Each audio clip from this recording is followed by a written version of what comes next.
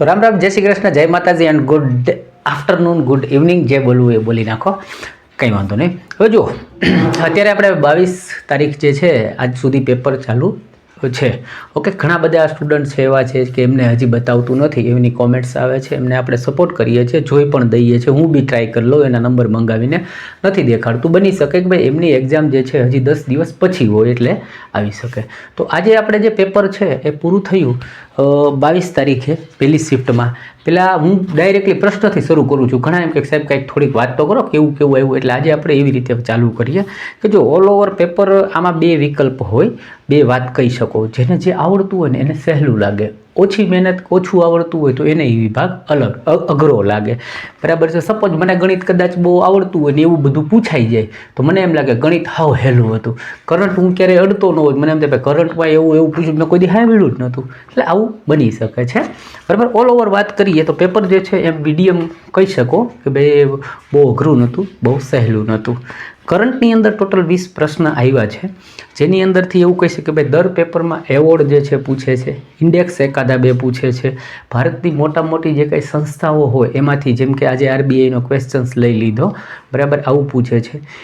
ત્યારબાદ વાત કરીએ તો રમતગમતની અંદરથી ડેઇલી 1-2 પ્રશ્ન જે છે આપણને જોવા મળે છે. કોઈ સમિટ, પછી ઇન્ડેક્સ અને યુદ્ધ અભ્યાસ, આ જેટલા ટોપિક છે 5-7, જો તમારે ખરેખર એમ કે કરંટમાંથી 5-7 માર્ક લેવા હોય તો આટલાને કરી લેવા. એટલે તમારે 5-7 માર્ક માટે તમે શ્યોર થઈ શકો. પછી વાત કરીએ ગણિતની અંદર, તો ગણિતની અંદર જોઈએ તો કે ટકાવારી વધારે જોવા મળી, ટાઈમ એન્ડ ડિસ્ટન્સના 2-3 પ્રશ્નો જોવા મળ્યા, લસા ગુસ્સાના 1-2 પ્રશ્ન જોવા મળ્યા, રેશિયો ગુણોત્તર જે પ્રમાણ છે એનો પ્રશ્ન, ત્યારબાદ ક્ષેત્રફળ ને પરિમિતિના 2-3 પ્રશ્નો આજે જોવા મળ્યા છે. 1-2 પ્રશ્ન અલ્જીબ્રાના પણ જોવા સ્ટુડન્ટ્સને મળ્યા છે. રિઝનિંગની વાત કરીએ તો કે ભાઈ બેઠક વ્યવસ્થાના 3-4 પ્રશ્ન આવી ગયા, અને એવી જ રીતે દિશા કસોટીને 3-4 પ્રશ્ન આવી ગયા. હવે ઘણાની કોમેન્ટ આવતી હોય સાહેબ આ પ્રશ્ન કરાવો. ખરેખર દોસ્તો ખોટું ન લગાડતા. આ સમય જે છે ને શીખવાનો નથી, શીખવાનો સમય તો ઓલરેડી વીયો ગયો. આ સમય એનો છે કે તમને ખબર પડે કે અત્યારે આ વસ્તુ વધારે આવે છે ને ઓછી આવે છે, તો એને તમે એક વખત રિપીટ કરવું હોય તો કરી શકો, રિવિઝન કરી શકો. બટ આપણે શું ચાહીએ છીએ, અત્યારે મને પરીક્ષા 10 દીની વાર છે ને મને કોઈક શીખવાડી દે હું એની અંદર પાસ થઈ જાઉં તો દોસ્ત ખરેખર દુઃખ ના લગાડશો, પણ મારી દ્રષ્ટિએ આ રીત ખોટી છે કે 10 દીમાં આપણે એમ થોડા પાસ થઈ શકીએ. બરાબર. છતાં જો તમારી ઈચ્છા જ હોય તો મેં આવી બેઠક વ્યવસ્થાઓ, પઝલ એ બધું જ મૂકેલું છે. તમારે કાંઈ નથી કરવાનું. રિઝનિંગ બાય ઓફિસર ગુજરાતી એટલું લખો, અથવા તો reasoning in Gujarati by officer Gujarati લખો. આવું બધું તમને મળી રહેશે. જે મૂકેલું મેં લેટેસ્ટ 2025માં જે નવું આવ્યું ને NTPCમાં, એ બધા પ્રશ્નો કરાવ્યા છે કે ભાઈ આ વસ્તુ મને નવી દેખાણી. ઓકે, અને એની જે કંઈ છે બહુ વ્યવસ્થિત રીતે મેં સમજાવ્યું છે. એના ઉપરાંત પાછું એક વિદ્યાર્થીએ કોમેન્ટ કરી હતી કે સાહેબ રિઝનિંગની મોક ટેસ્ટ કરાવી દો ને, જે આ લોકોએ મૂકી છે, તો એ મેં આખા 30 પ્રશ્નોની મોક ટેસ્ટ પણ કરાવી દીધી. એટલે નથી કરાવ્યું એવું કંઈ નથી હોતું. ત્યારબાદ વાત કરીએ કે ભાઈ બેઠક વ્યવસ્થાના 3-4, દિશા કસોટીના 2-3, બ્લડ રિલેશનના 1-2 પ્રશ્નો જોવા મળ્યા, ABCDમાંથી જે શ્રેણીઓ આપણે હોય છે આલ્ફાબેટિક, ન્યુમેરિકલ બંને, અને કોડિંગ ડીકોડિંગના પ્રશ્ન પણ જોવા મળ્યા. સાયન્સની અંદર 2-3 દાખલાઓ આવે છે, બાકી વનસ્પતિ જે છે વિભાગ એનો આખો પ્રશ્ન રોજ પેશી ને વનસ્પતિની અંદર કેમ વહન ને પરિવહન ને આંતેન થાય છે. આજે વિટામિનનો પણ પ્રશ્ન 1-2 જોવા મળી ગયા છે. તો આ હતું ઓલ ઓવર આખા પ્રશ્નોનું જે કંઈ છે એ આપણે વાત કરી. હવે જો ટકાવારીની અંદર છે ને મેં એક દાખલો લખ્યો છે, મને એમ થયું કે ચાલો બધાની ઈચ્છા હોય છે, લખ્યા હતા તો 8-10. બરાબર. જો તમને કદાચ બિલીવ ન થાય, મેં ઘણા બધા પ્રશ્નો બનાવ્યા હતા અને કાલે જ વિડીયો મૂકવાની ઈચ્છા હતી, પણ જોઉં ને તો 100 વ્યૂ હોય તો મને બી એમ થઈ ગયું કે તમારા માટે આ 10 મિનિટનો વિડીયો હોય. પહેલાં હું એ પ્રશ્નો ગોતવા, લખવા, સમજવા, ઓપ્શન બનાવવા, આન્સર કરવો, એવા 10 પ્રશ્ન ભેગા કરું. એ 10 પ્રશ્નમાં આપણી પાસે ડિજિટલ બોર્ડ ન હોય, એટલે એક વિડીયો, એક દાખલો બનાવીને પાછું હું સામે જાઉં, પુશ કરું, પાછો બીજો દાખલો લખું, એવા 10 બનાવું. 1 કલાક થાય એને કટકા જોડવાના, ભેગા કરવાના, કલાકે પેલું આખું એડિટિંગ થાય ને પછી અપલોડ. એટલે 10 મિનિટનો વિડીયો મને 2-2.5 કલાકે પડે, અને વ્યૂ છે એ 100 હોય. એમાંય પાછા એવા હોય 1-1.5 મિનિટ વિડીયો જોઈને બંધ કરી દીધેલા હોય.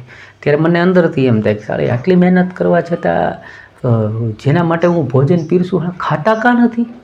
પછી ડિમોટિવેટ થઈ ગયો, એટલે મેં કાલે વિડીયો ના મૂક્યો. બધું ગોઠવ્યા પછી ના મૂક્યો.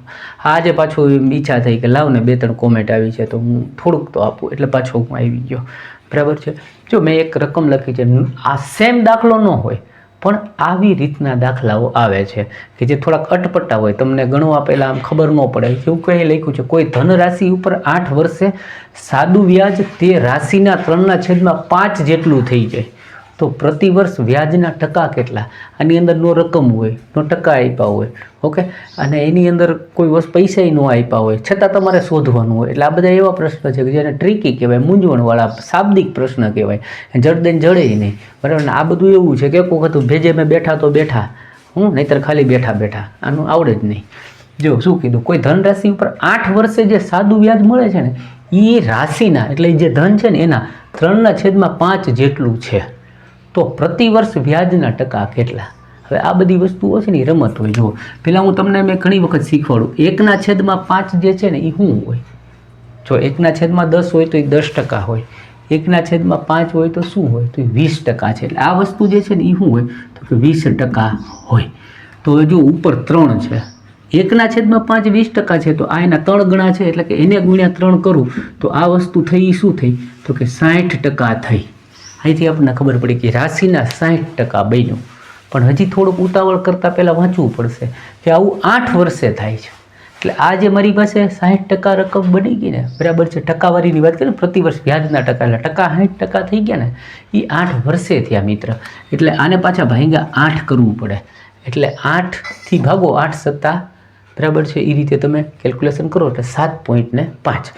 એટલે મારા કરતી 7.5% જેટલો આન્સર આવ્યો. હવે જુઓ, આને સમજવું પડ્યું એટલે, નહીંતર શું હતું કે ભાઈ આ વસ્તુ છે 1/5 એટલે તો કે 20% હોય, આના ગુણ્યા 3 છે એટલે 20 તેરીને 60%. માઇન્ડમાં આવી ગયો પ્રશ્ન ગણ્યા વગર, અને પાછું ઉપર હતું 8, એટલે 60/8 કરવાથી આને સમજવા માટે સમય જોઈએ, બરાબર. બાકી આને ગણવા માટે તો તમે જો આવડતું હોય, આ ટાઈપનું મેં ઘણું કરાવેલું છે, બરાબર. જો તમને ઈચ્છા થાય તો તમે આવા મારા જૂના વિડીયો જોઈ લેજો, જેથી કરીને તમને આ પરીક્ષામાં તો ઠીક, બીજે પણ ક્યાંક સરળતાથી હેલ્પ મળી રહે. ઓકે, હવે જોઈએ પ્રશ્નો જે છે થોડાક આપણે ચર્ચા કરી લઈએ. પહેલો પ્રશ્ન આવ્યો, 2025માં શતરંજના કયા ખેલાડીને મેજર ધ્યાનચંદ પુરસ્કારથી સન્માનિત કરવામાં આવ્યા? તો આપણે વાત કરીએ, રોજ આ લોકો અર્જુન પુરસ્કાર, પછી પદ્મ પુરસ્કાર, આજે મેજર ધ્યાનચંદને લીધા છે. એમાં એને શતરંજ માટે જે છે તો આપણે મેજર ધ્યાનચંદ પુરસ્કાર 4 ખેલાડીઓને આપેલો છે. એની ચર્ચા અગાઉ આપણે 2-4 વાર કરી છે. આજે માત્ર એટલી જ વાત કરી કે ડી ગુકેશ જે છે શતરંજ ખેલાડી, એને આ 2025માં મેજર ધ્યાનચંદ પુરસ્કારથી સન્માનિત કર્યા છે. ત્યારબાદ નેક્સ્ટ પ્રશ્ન જે છે, આરબીઆઈ દ્વારા અનુમાનિત જીડીપી દર, એટલે અનુમાન માર્યો આરબીઆઈએ, ભારત જે છે એનું જીડીપી શું રહેશે 2025 ને 26 માટે, તો એણે અનુમાન માન્યો છે 6.5%. ઓકે, હવે તમને એમ થશે સાહેબ આ પ્રશ્ન જેને જોઈતા હોય બધા આપણે ટેલિગ્રામમાં મૂકી દઈશું ફોટો પાડીને સાંજે. એટલે નીચે ટેલિગ્રામ લિંક હોય છે, એને તમે ઓપન કરશો એટલે તમે ટેલિગ્રામ વાપરતા હોવા જોઈએ તો જ તમે એમાં એડ. ઘણાને એવું આવે સાહેબ ટેલિગ્રામ લિંક આવે પણ અમારા નથી, તમારા ટેલિગ્રામ ના હોય તો તમે ના જોડાઈ શકો. એટલે આવું ફ્રી મટીરિયલ થોડું ઘણું પડ્યું હોય, જોઈતું હોય તો તમે અચૂકથી જોડાઈ જાજો. પછી પ્રશ્ન એવો, આંતરરાષ્ટ્રીય ઓલિમ્પિક સમિતિની પ્રથમ મહિલા અધ્યક્ષ જે છે કોણ બન્યા? તો એ છે ને ઝિમ્બાબ્વેના તરવૈયા છે અને કિર્સી કોવેન્ટી નામ છે. ઓકે, હવે આ જે કંઈ પ્રશ્ન આવે છે ને એમાં મેં ઘણા બધાનો મને અનુમાન ને અંદાજ હતા કે આવા પ્રશ્ન પૂછે, એના માટે મેં કરંટ અફેરનું મટીરિયલ બી બનાવેલું છે જે માત્ર 50 રૂપિયામાં છે. આપ ચાહો તો આગળ મારો નંબર તો આવી ગયો છે શરૂઆતમાં, તમે મેળવી શકો છો, મને ખરીદી શકો છો. ત્યારબાદ બેટરીની અંદર ઇલેક્ટ્રોનના પ્રવાહની દિશા, જો બેટરી ચેપ્ટર છે તો તમે ક્યારેય આવવાનો પ્રશ્ન વિચાર્યો, બેટરીના તમે 2 છેડા હોય, તમારા ઘરમાં હશે સેલ જે આપણે ટોર્ચ લાઇટમાં નાખીએ, આ બધાએ આપણે જોયું કર્યું હોય, બરાબર. પણ હવે એને એવો પ્રશ્ન લઈ આવ્યા કે ભાઈ એમાં પ્રવાહની ગતિ કઈ દિશામાંથી હોય? તો એ છે ને ઋણ વીજભારમાંથી, એટલે 2 છેડા હોય ધન ને ઋણ બાજુથી જઈ અને ધન બાજુ કરંટનો પ્રવાહ જે છે એ થતો હોય. એક છોકરી 40 મીટર લાંબા પુલને તરીને પસાર કરે છે, ત્યારબાદ ફરીથી તે જ રસ્તે તેટલું જ અંતર તરીને કાપી અને પાછી ફરે છે. તો આ છોકરી દ્વારા કુલ કેટલા મીટરનું વિસ્થાપન કરવામાં આવ્યું? વિસ્થાપનને આપણે કહીએ સ્થળાંતર, અને સ્થળ કેટલું બન્યું? ઓકે, ખાસ વાંચજો. સમજજો. આના પહેલાં બી આપણે વિસ્થાપન વિશે બહુ ચર્ચા કરી છે. હું અહીંયાથી ત્યાં દેખાઉં છું, હું અહીંયાથી આટલું જાઉં અને ફરી પાછો ત્યાં ને ત્યાં હું આવીને ઊભો રહું, તો વિજ્ઞાનની દૃષ્ટિએ મારું કોઈ સ્થળાંતર થયું નહીં. મેં અંતર કંઈક સ્થળ વત્તા અંતર, તો મારું જે સ્થળ હતું હું ત્યાં ને ત્યાં આવીને ઊભો રહ્યું, એટલે મારું કોઈ સ્થળાંતર ન થયું, એટલે 0 થયું. પણ મને પૂછ્યું હોત તો કેટલા મીટરનું અંતર કાપ્યું, તો હું 80 મીટર કે 40 ગયો અને 40 પાછો આવ્યો. પછી પ્રશ્ન આવ્યો, કોઈ તત્વમાં ઇલેક્ટ્રોનની સંખ્યા 17 છે તથા ન્યુટ્રોનની સંખ્યા 18 છે, તો આ તત્વ કયું હોય? તો મેં 2 દિવસ પહેલાં, જો તમને ખબર હોય તો તમે જોશો ને, આ વિડીયોની અંદર આપણે ઘણા બધા એવા શબ્દો આમ આપી દઈએ છીએ કે જે હિન્ટ સ્વરૂપે હોય તમારા માટે. 2 દિવસ પહેલાં મેં કીધેલું કે તમે 1 થી 30 તત્વો છે એના ગોખીને રાખો તો તમને સપોર્ટ મળે. ઓકે, તો 17 નંબરનું જો, અને એમ ન ખબર હોય ને તો મેં થોડા દિવસ પહેલાં NaCl બરાબર સોડિયમ ક્લોરાઇડનું એક હોલી સમજાવી હતી, તો એ ત્યારે જ મેં કીધું હતું સોડિયમ 11 નંબર ઉપર હોય અને ક્લોરિન છે એ 17 નંબર ઉપર હોય. તો અહીંયા આપણને કહી દીધું ઇલેક્ટ્રોનની સંખ્યા 17 છે. ઓકે, અને એનું ન્યુટ્રોન જે છે 18 છે. તો ઇલેક્ટ્રોનની સંખ્યા જે છે અથવા તો પરમાણુની જે સંખ્યા, પરમાણુની અંદર પ્રોટોનની જે સંખ્યા છે એ જ એનું સ્થાન કહેવામાં આવે છે. તો અહીંયા શું કીધું કે ભાઈ એમ કેટલામું હોય, તો એ ક્યુ હોય, તો કે 17 નંબર ઉપર ક્લોરિન હોય છે. નીચેનામાંથી કયા જીવની અંદર ફર્ટિલાઇઝેશન પ્રક્રિયા જે છે એ બાહ્ય રીતે થાય છે? હવે ઓપ્શનની અંદર હતું મનુષ્ય હતું, હાથી હતું અને એક ત્રીજું હતું કોઈક, એ મને ખ્યાલ નથી. અને ચોથું ઓપ્શન જે છે માછલી. તો માછલી જે છે ને, આ બહુ ઓછાને ખબર હોય બરાબર, એનું જે ફર્ટિલાઇઝેશન પ્રક્રિયા જે છે ને એ પાણીની અંદર, એટલે કે એના શરીરની બહાર કરે છે. ઓકે, એટલે આનો રાઈટ આન્સર જે હતો ને એ શું હતું, તો કે માછલી. ત્યારબાદ પ્રશ્ન આવ્યો કે એક તારમાં R જે છે એને અવરોધ કહીએ અને જેમાં 6 વોલ્ટેજની બેટરી જોડવામાં આવી તથા 2 એમ્પિયર જેટલો કરંટ પ્રવાહિત કરવામાં આવ્યો છે, તો આરનું માન શું હોય? તો સિમ્પલ હતું કે જે ઓહમનો રૂલ્સ છે એ મુજબ આપણે V બરાબર I × R બધાની વેલ્યુ મૂકી દો, એટલે 6/2 તમને 3 જવાબ. રજિસ્ટર જે છે R એટલે રજિસ્ટર, અવરોધ, પ્રતિરોધ જે બોલો એ 3 મળે. પછી પ્રશ્ન એકદમ ઇઝી આવ્યો કે આ લોકો છે ને ઉર્જાના સ્વરૂપો પૂછે. જેમ કે ભાઈ જનરેટર છે તો કઈ ઉર્જાને કઈ ઉર્જામાં લઈ જાય, પછી આપણે પાણી ખેંચવાની મોટર છે તો એ કઈ ઉર્જાને કઈ ઉર્જામાં લઈ જાય. એવી રીતે આજે પ્રશ્ન પૂછ્યો કે ભાઈ પવનચક્કી છે એ કઈ ઉર્જાનો ઉપયોગ કરીને ફરે છે? પવનચક્કી ફરે છે એ કોનો ઉપયોગ કરે છે? તો જે પવનની ગતિ આવે છે એ એની સાથે ભટકાય છે, એટલે એના પાંખિયાઓ ફરે, એટલે ગતિ ઉર્જાનો ઉપયોગ કરે. કોનો? તો કે ગતિ ઉર્જાનો ઉપયોગ કરે. થોડા દિવસ પહેલાં મેં એક સરસ મજાનો ન્યુરોન દોર્યો હતો. આજે એમાંથી પ્રશ્ન આવ્યો. જો આપણે ઘણી વસ્તુઓ અગાઉ મૂકી જ દઈએ છીએ બરાબર છે. માનો કે ભાઈ આ આપણો એક ન્યુરોન છે, એટલે મગજની અંદરનો એક ચેતાકોષ છે. ઓકે, હવે એ ચેતાકોષ જે છે, અને મેં જે મારું મટીરિયલ છે ને ત્યાં એમાં બનાવ્યું, એના સિવાય મેં ફ્રી ટેસ્ટમાં કીધું કે આને બહુ યાદ કરશે આ લોકો, તમે આને પાકું કરજો, શીખજો, યાદ રાખજો. ઓકે, એમાં એણે આને એવું પૂછ્યું, શું પૂછ્યું? એક ન્યુરોનમાં માહિતી સંચારની શરૂઆત જે છે સૌ પ્રથમ ક્યાંથી થાય? એટલે મેં કીધું ને આવા આપણા મગજમાં ઘણા બધા સેલ, ન્યુરોન સેલ હોય છે, એની અંદર આનું કામ છે. 2 દિવસ પહેલાં એમ પૂછ્યું હતું કે આનું કામ હું, આજે એ જ પ્રશ્ન પૂછ્યો કે ભાઈ માહિતી સંચારની શરૂઆત ક્યાંથી થાય? તો આને ડેન્ડ્રાઇટ્સ, ગુજરાતીમાં શિખાતંતુ બોલે છે. આ શિખાતંતુ જે છે એ આની જેવા બીજા સેલમાંથી કરંટ સ્વરૂપે, તમને એમ થાય કે આમાં કરંટ, આપણા માઇન્ડની અંદર કરંટ હોય છે, એ કદાચ નહીં સાંભળ્યું. અને સાયન્સ તો એવું કહે છે કે દરેક વ્યક્તિની અંદર આ પોતાના મગજમાં એટલો કરંટનો પ્રવાહ ઉત્પન્ન થાય છે કે જે બેંગ્લોર જેવા શહેરને 14 કલાક વીજળી આપી શકે. નહીં સાંભળ્યું હોય, માનવામાં નહીં આવે. આ વાત કદાચ સારી લાગી હોય, સાંભળ્યું, લાઈક કરી દેજો.